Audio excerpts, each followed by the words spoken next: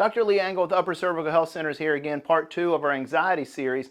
So in part 1, I talked about internal factors that might drive anxiety, and especially things that you didn't really think about. So when we break your nervous system down, because your nervous system ultimately kind of decides if you're kind of ramped up or you're kind of laid back, right? So you have two halves of this. You have the fight or flight, you have rest or digest.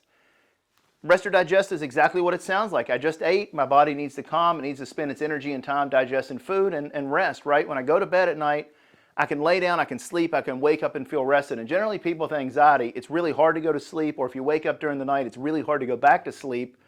Or if you manage to pull off both of those, you wake up in the morning, you feel tired most every day. It's almost like you have this endless drive or shake to be like this, but at the same time you're fatigued.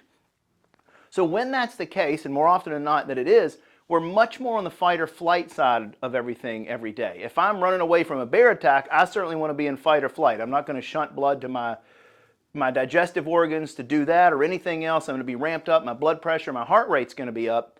But ideally, as the day goes, we're going to sort of vacillate and go through those, one, the other a little bit more dominant. But generally, in cases of anxiety, that fight or flight side, the sympathetic side of our nervous system, is dominant all the time. So we never really get into rest or digest. Therefore, we feel anxious, we feel nervous, we feel ramped up, and often fatigued all the time.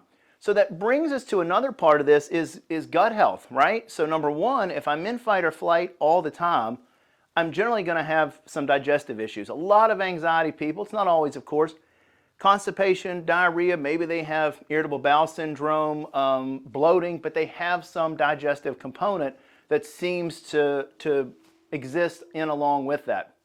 So one, we can talk about gut health. Sometimes maybe a dietary change needs made. Maybe some probiotics or supplementation needs made, and we can look at that. But also we have to be able to get the body in rest or digest, because again, if we're always in fight or flight, how am I ever going to digest properly? And often your body will be so far this way, occasionally it'll slam the other way. And if I go too far into rest or digest, now still the speed and the movement and the way we digest things isn't going to be proper. So we really have to look at the internal functions. We have to look at how is the nervous system balancing? Is it or is it not?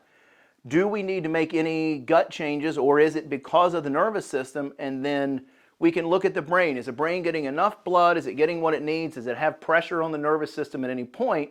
If it does, if we don't remove that, it doesn't matter what we do, we're still going to struggle and we're never going to get rid of this anxiety.